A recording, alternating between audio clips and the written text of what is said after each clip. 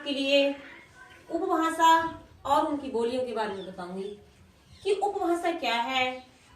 और जैसे कि खड़ी बोली है, ब्रज भाषा है, तो वो पूछ लेता है कि बताइए ये किस हिंदी के अंतर्गत आती है, जिसे बड़े ध्यान से सुनेंगे। सबसे पहले बात करते हैं हम कि उपभाषा। उपभाषा किसे कहते हैं?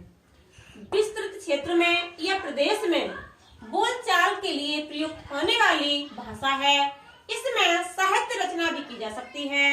एक उपभाषा क्षेत्र में एक से अधिक बोलियां हो सकती हैं।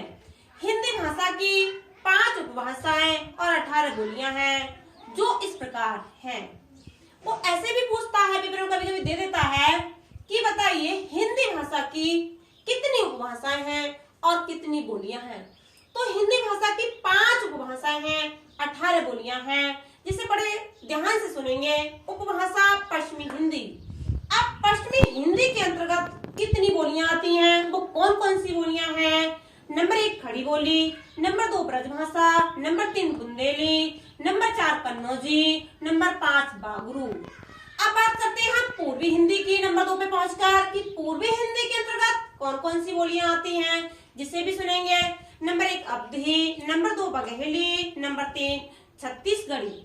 अगर जैसे हमें याद नहीं रहा है कि पूर्वी हिंदी के अंतर्गत अवधी है या बघेली है, छत्तीसगढ़ी है, तो इसे हम एक ट्रिक से भी याद कर सकते हैं, ABC, जिसमें A का मतलब है अवधी, B का मतलब है बघेली और C का मतलब है छत्तीसगढ़ी। अब हम बात करते हैं राजस्थानी हिंदी की। राजस्थानी हिंदी के अंतर्गत कौन कौन सी बोलियां आती हैं?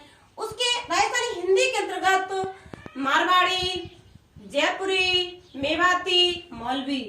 अब नंबर 4 पे पहुंचते हैं, जिसमें है बिहारी हिंदी। बिहारी हिंदी के अंतर्गत भी कौन कौन सी बोलियां आती हैं? तो बिहारी हिंदी के अंतर्गत 3 बोलियां आती हैं। नंबर 1 भोजपुरी, मगही, मैथिली। अब हम बात करते हैं नंबर 5 पे पहाड़ी हिंदी की। पहाड़ी हिंदी के अंतर्गत कौन कौन सी बोलियां आती हैं?